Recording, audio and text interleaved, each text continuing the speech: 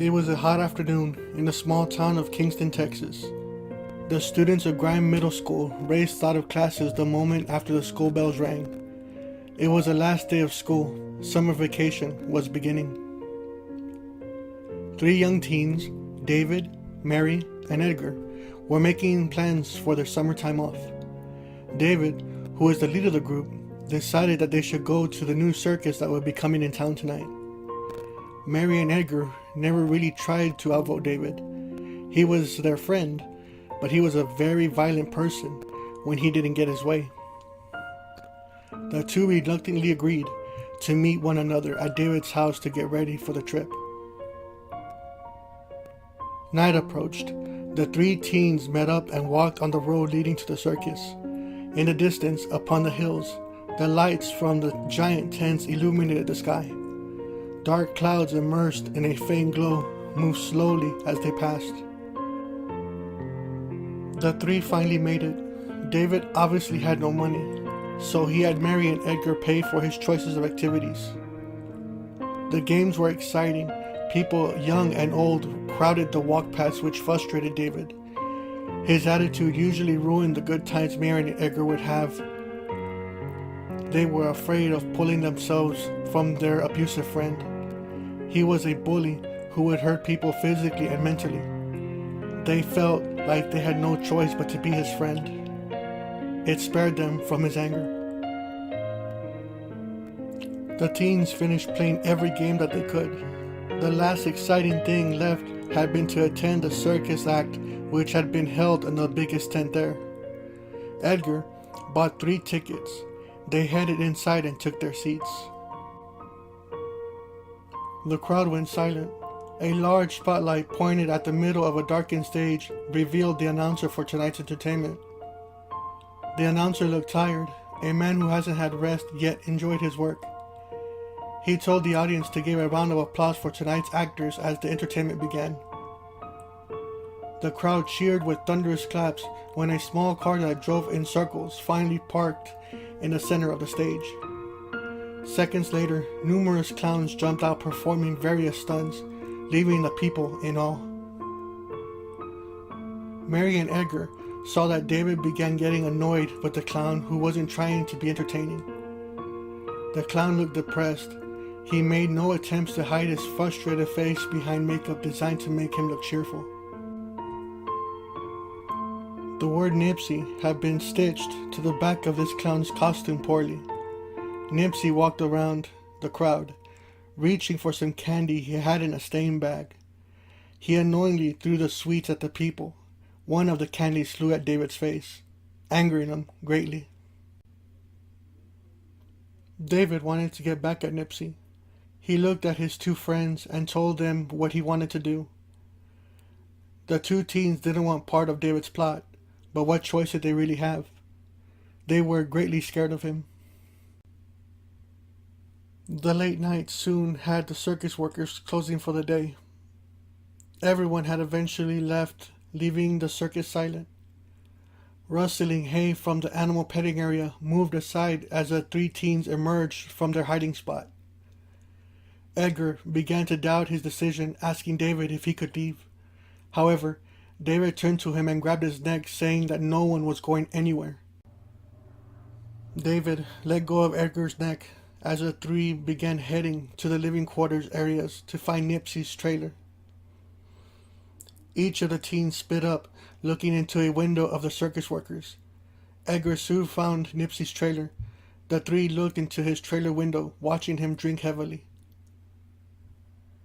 David knocked hard on the trailer door. Nipsy screamed for the guests to go away. David forced himself inside. Nipsy looked at the teens. He asked them why they were there.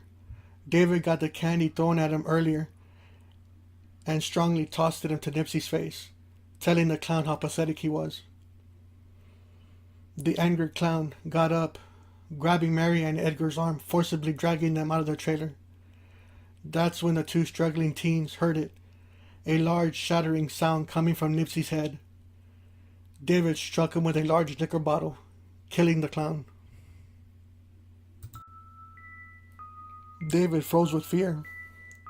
He thought that the bottle was part of the circus props, which were made from candy glass.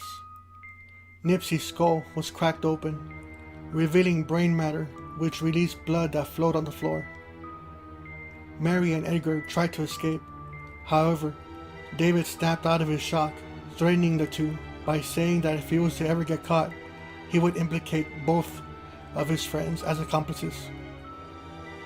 Once again, the two had no choice but to help David hide the body. The three found shovels near the animal cages and began digging a big hole. Mary cried throughout the whole process, which fell into deaf ears of a person that didn't care. The hole was dug. David began dragging the clown's body, finally throwing it inside.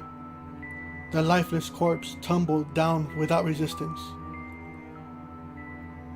David made the other two pour dirt into the grave, all three promising never to reveal what happened. The deed was done. The three left the circus and began walking home. Mary saw that Edgar began losing patience. He confronted David, telling him that he no longer wanted to be his friend.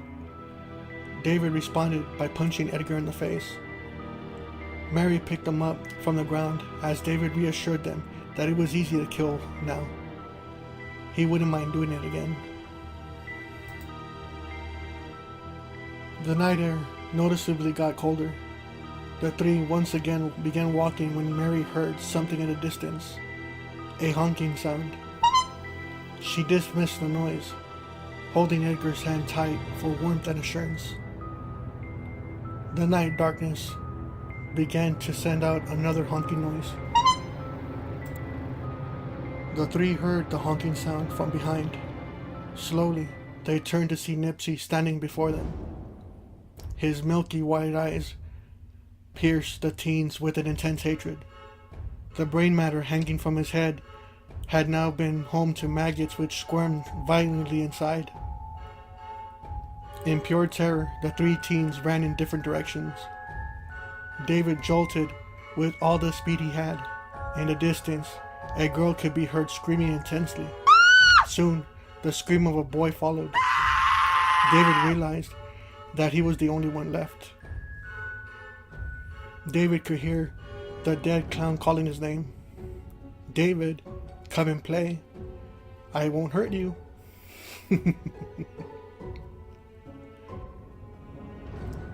It was too much for the lone teen. He hid behind some trash cans. The scared bully heard Nipsy get closer. The clown took a damaged lawnmower blade from a trash pile and began scraping it in some building bricks. Come out, David. I have some candy for you, Nipsy said while roaming around the area. David got up silently. He looked around and began to leave when he bumped into something. Honk. David looked back. Nipsy had the blade raised up in the air. The clown let out a sadistic laugh as the blade came down fast. One last scream echoing until the silence again claimed the night. 3 days later, the circus once again bustled with customers. The announcer rallied the crowd as a small car circled around the stage, finally parking at the center. Everyone waited for the clowns to pop out. However, only one was slightly revealed. People saw the shadowy figure tumble around juggling something. The spotlight aimed at this figure. The crowd stopped cheering and began panicking. On the middle of the stage had been Nipsy, his body long decayed, laughing as he juggled the 3 severed heads of the young teens responsible for his death.